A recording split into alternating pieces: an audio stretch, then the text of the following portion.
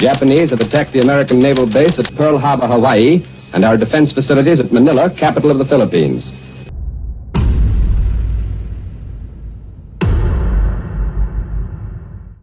Welcome to the Lord of Lyrics, home of the channel where lyrics reign supreme. December 7th, 1941, a day that would live in infamy, but it was also an important day for my family. What I'm about to share with you is a personal experience that happened in my family, so I hope you guys can treat it with respect. My grandmother in 1941 had had a near-death experience and was temporarily out of body. She was delivering a baby that sadly passed away, and during the bleeding she went unconscious. When she came to, she told us that she was standing above the bed and seeing hospital workers running around trying to take care of everything and trying to save this baby and save this mother. She looked down and she thought, who's that woman and what am I looking at? And it dawned on her, oh, that's my body that's down there. When she shared that with us, we had a feeling that what she was telling us was true. As you can imagine, this was a very hard time for my grandparents. They waited about 8 years, tried to conceive again. It was to no avail. Happily, it led to my father being adopted. So as you can imagine, this date was a very pivotal date for our family because we're not sure whether they would have adopted had that son been born. It's interesting to note, though, as my grandmother came to that morning, she said she could hear on the radio the announcement that Japan had bombed Pearl Harbor, and it was the beginning of the United States' entrance into World War II. And speaking of World War II, in a few days I'll be releasing another lyrical video about the song Enola Gay, which is the name of the airplane which flew the atomic bomb over Japan.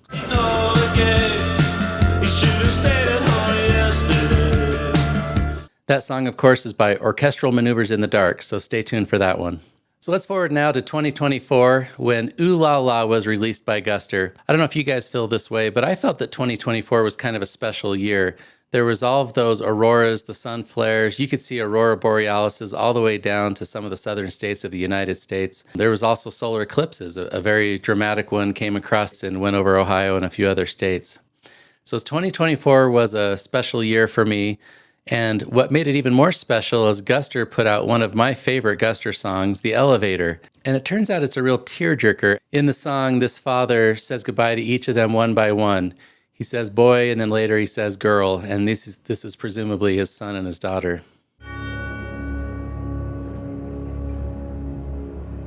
Like lyrically, and I didn't know what I wanted to write about, and then somewhere along the way, the term elevator came to mind, and it just it came really quickly after that, and it's like I'm 52, and I'm watching my kids grow up, and I'm watching my parents not grow up to grow. It's a hard thing, and I was trying to write about that. But I feel like it's trying to find the beauty in that moment. A quick word about Guster and maybe their religious orientation. Adam, Brian, and Ryan are the three principal members of Guster, and each one of them happens to be Jewish. You can spin a dreidel with Captain Kirk and Mr. Spock, both Jewish. Now, we can't leave out Luke, who's everyone's favorite Gentile, who came onto the band later. But it's interesting that in this Jewish tradition, they have a very similar view of what happens when we die, as we'll soon find out, as Christians have, Muslims, and we're also going to hear about hospice nurses. But before I go into that, let's play the song and analyze some of these lyrics. Boy, I know who you are. Your skin is my skin as your blood is my blood. Nothing's wrong. It's just a celebration. I can't just keep them waiting. I'll miss you when I'm gone.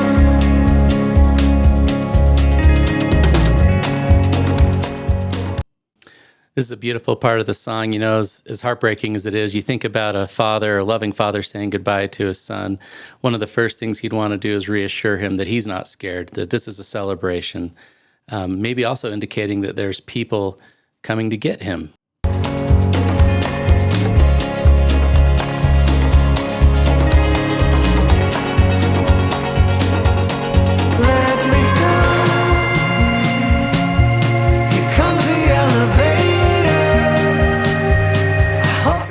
Guster uses the analogy of an elevator to talk about this idea that he's being brought up to heaven.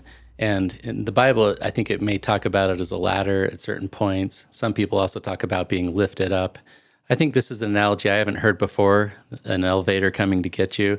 I think it's apt, though, because you could picture there might be people on that elevator coming to get you. You're going to be lifted up. It's a beautiful analogy. The other thing I wanted to comment on is that he talks about this idea that the son needs to let him go. And you wonder, do the dying have any choice as to when they die? And having not gone through it myself, I can't really speak to that. But in a minute, we're going to play some clips from a hospice nurse who does say that they have some say as to when they go. So this idea that the son needs to let him go so that he can go is a very beautiful idea. Let's keep going.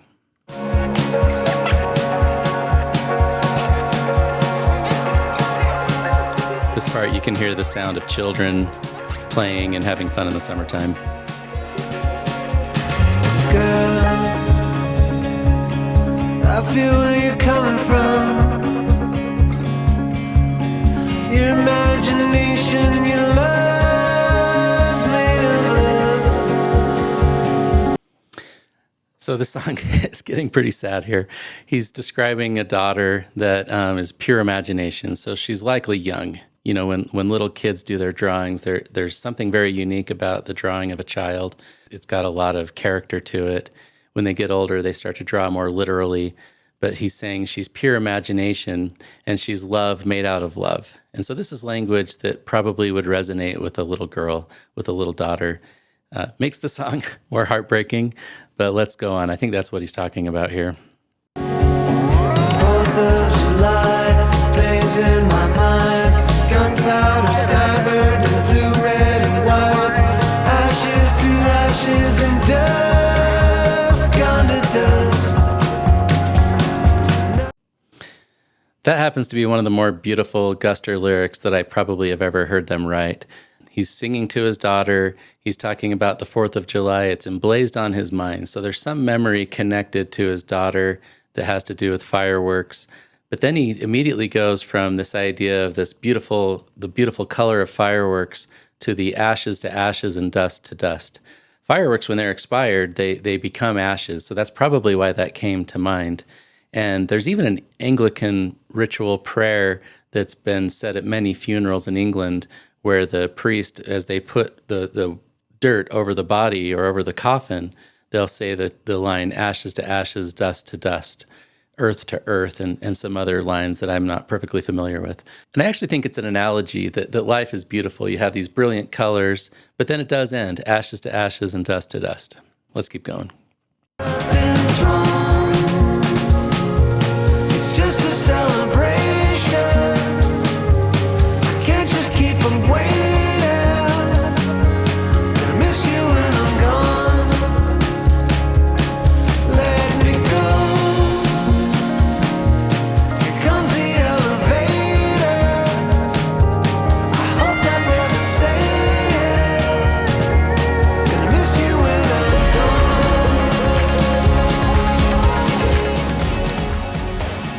This song then goes into this melodic section where they're kind of celebrating life.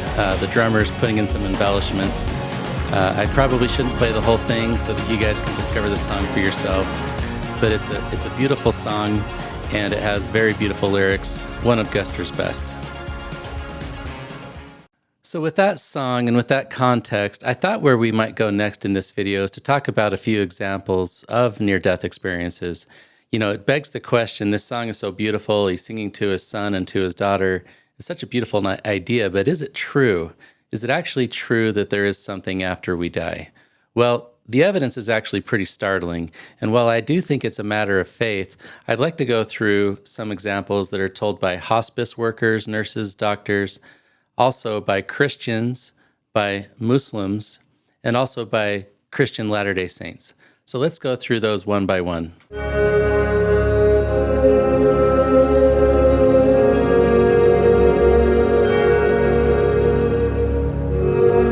The first example I'd like to talk about has been shared recently by author Lee Strobel, who shares 70 examples of near-death experiences in his book called The Case for Heaven. And that book has one particular story that I thought I would point out that's just kind of one of these interesting anecdotes. Again, maybe not positive scientific proof, but if you have ears to hear and eyes to see, this could be evidence for life after death. He tells the story of this woman named Mary who is going through some health concerns, and she actually expires on the table, similar to my grandmother. But she tells a very interesting detail. She says that as she's hovering up above, she can see a red sticker on the ceiling fan. Apparently this is taking place in the 1990s, and they still had a few ceiling fans in hospitals. It says, quote, as she comes to, and she's so excited trying to tell the doctors and nurses about this incredible experience and meeting God, and they're like, yeah, right, you're hallucinating. And so then Mary instructs the staff, go ahead and retrieve a ladder and inspect the top of this ceiling fan to see if there was a red sticker. Sure enough, she got the ladder and checked it out, noting that the sticker was there, just as Mary had recounted. I have not yet read that book. It sounds very fascinating. The Case for Heaven by Lee Strobel. But he says he has another 70 examples of stories just like that.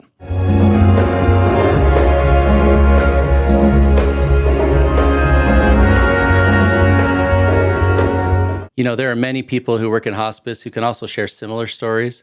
But in her video, she tells of 5 phenomenons which are not understood by science and which could point to there being a life after death. The 5 phenomenons she talks about in her video are first, visions. Apparently, patients become very alert and oriented. They're comforted and they see loved ones coming to get them.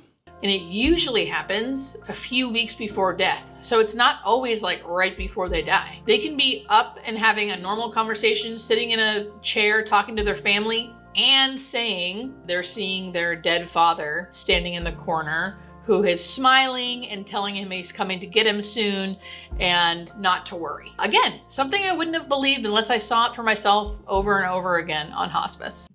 She distinguishes these from hallucinations where they're drug-induced and they are full of random chaos. She says instead that these visions, people are very alert and they feel very comforted by these experiences.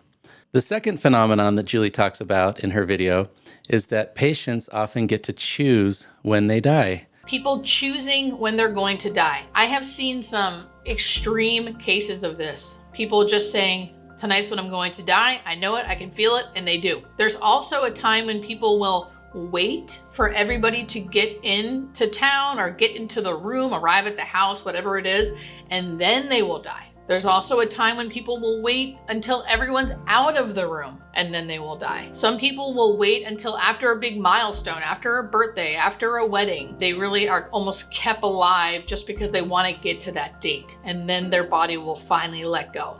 So going back to the Guster song, he sings to both his son and his daughter, "You need to let me go," meaning that he's hanging on for them, but he's ready to go. Third, apparently patients, many of them do what's called a death reach, where they're reaching upwards or reaching to heaven. The death reach. Now, a lot of times some of these all go in together. So sometimes visioning goes along with the death reach. What does this look like? It's when the person's lying in bed and they reach, they reach up in the air. Like there's almost like they're seeing someone or they're reaching for someone, either to hug them or to shake their hand. A lot of times they'll hold their hands up for a long time, like they're seeing something that we're not seeing and they're reaching for someone that we can't see. Fourth is that many patients experience what's called a death stare. The death stare. Now the death stare and the death reach, they go together a lot. And what that usually looks like is someone staring off into the corner of the room or the side of the room, basically for sure looking at something intently. But if you're snapping your finger in front of their face or trying to say their name to kind of snap them out of it, they won't until they're ready. Sometimes all of a sudden they'll come back to the room and look at you. Sometimes you'll even say, "What were you looking at?" And they'll tell you. And lastly, she talks about what's called a shared death experience. So a shared death experience is when someone who is not dying feels or sees or understands what's happening to the person who is dying. It's kind of like the dying person gives you the sensation of what they're going through. From my experience, there may have been some times where that's not a good thing, but from my experience and all the stories I've heard, it's usually a good feeling. And from what I experienced, it was a very good feeling. It was like the person was giving giving me these feelings of freedom and joy and kind of telling me that they were okay, and basically they couldn't believe how amazing it was. I don't know if any of you have read The Life of Tesla, but one of the reasons he came up with the radio, these Tesla coils, that he figured that there would be a frequency shared between us, is that he was away from his mother the very night she died, and that when she did die, he felt a sense inside him that she had expired. And that's when he realized we have some connection between us that's inexplicable.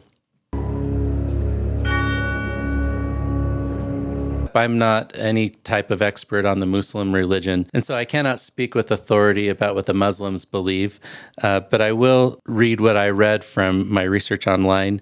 Apparently, when Muslims die, they are believed to go to the Barzahk. Now, this is like a spirit world, what Christians would call a spirit world. They call it more precisely a grave world, or the world apparently when your body's in the grave.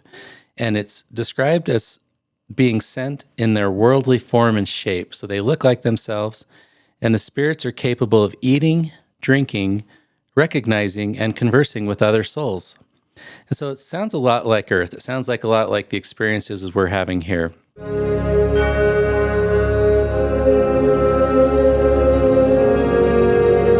Okay, so the final example I'd like to share is from a Christian Latter-day Saint named Ella Jensen. This happens to be the most explicit account that I've been able to find, and I'll share the link with you below, but it's from the 1929 Improvement Era magazine, and it was written by Leroy C. Snow. Apparently, Ella had died for about 3 hours, and so she had a lot to share about her experience while she was gone. So I can do it justice. Let me go ahead and read this. Ella had been sick for several days. She awoke one morning with the idea that she was about to die, and she told us that her Uncle Hans had appeared in her room and said he was coming for her that morning. We kind of put her off and told her that we thought she must have been dreaming and not to pay too much attention to it, to go to sleep, and that she would feel better in the morning. But she said, "No, I know I am going, because he told me he would be there at 10 o'clock in the morning." All right, so this is very interesting because the witnesses that were around her apparently noted that she had this very precise claim that she was going to die at 10 a.m. Continuing, she wanted to see all the folks and bid them goodbye. All who were near came in, all but Grandma Jensen. She was in town and I sent for her. She arrived just when the others of us had said goodbye. Ella put her arms around her grandmother's neck and kissed her goodbye. It was not more than a minute after that when her pulse stopped and she passed away. I was holding her hand and felt her pulse stop. Interestingly, this of course happened at 10 a.m. So before Ella actually dies, she talks about the experience she had as she's slowly transitioning into the spirit world. I could see people from the other world and hear the most delightful music and singing that I had ever heard. This singing lasted 6 hours, during which time I was preparing to leave this earth, and I could hear it all through the house. At 10 o'clock, my spirit left my body. It took me some time to make up my mind to go, as I could hear and see the folks crying and mourning over me.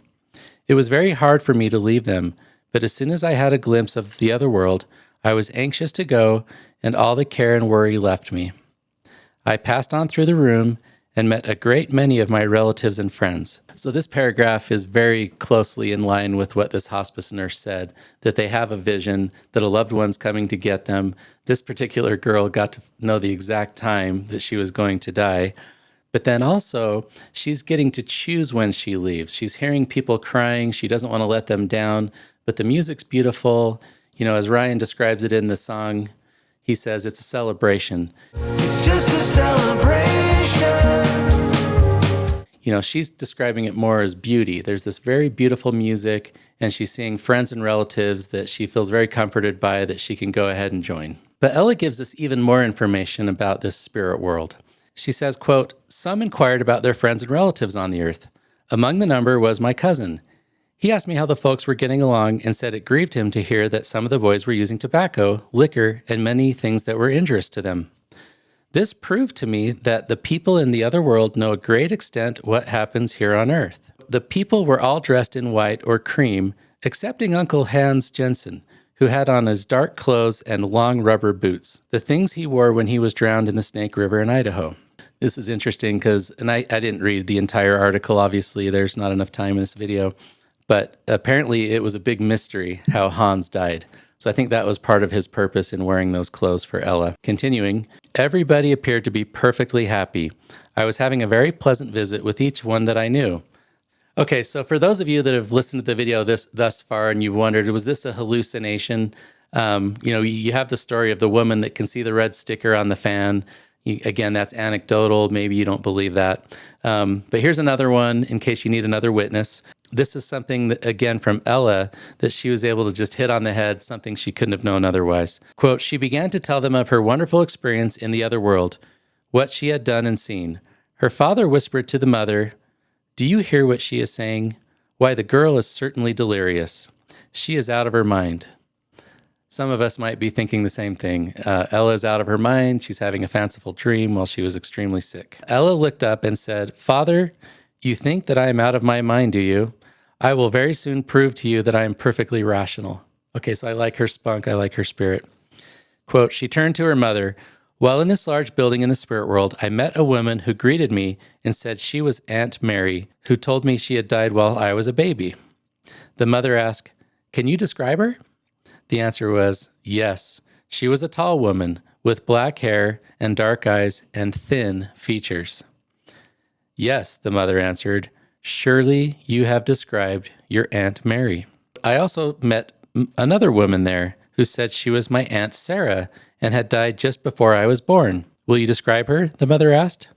Yes, she was rather short and somewhat fleshy with round features, light hair, and blue eyes. Why, yes, Ella, that is your Aunt Sarah. You have described her perfectly. Ella turned to her father, saying, do you now think that I am out of my mind? No, he answered. You have had a very wonderful experience. I'm not sure why the family shared this experience with the world. They actually published it to a magazine. I've only scratched the surface. I highly encourage you to read the entire experience in the link below. But there are evidences of life after death. In Shakespeare's play Hamlet, he describes death as that undiscovered country, to grunt and sweat under a weary life, but that the dread of something after death, the undiscovered country from whose bourne no traveler returns, puzzles the will and makes us rather bear those ills we have than fly to others that we know not of. But there are some travelers who have returned from that undiscovered country, and they have good things to say about it. I believe that if we've lived a life of love, of sacrifice and family, then the transition should indeed be like Guster sings, a celebration to glory and a blessed reunion with friends and family. I hope you have enjoyed this video. If you have, please like, subscribe, and comment below. This has been the Lord of Lyrics, home of the channel where lyrics reign supreme.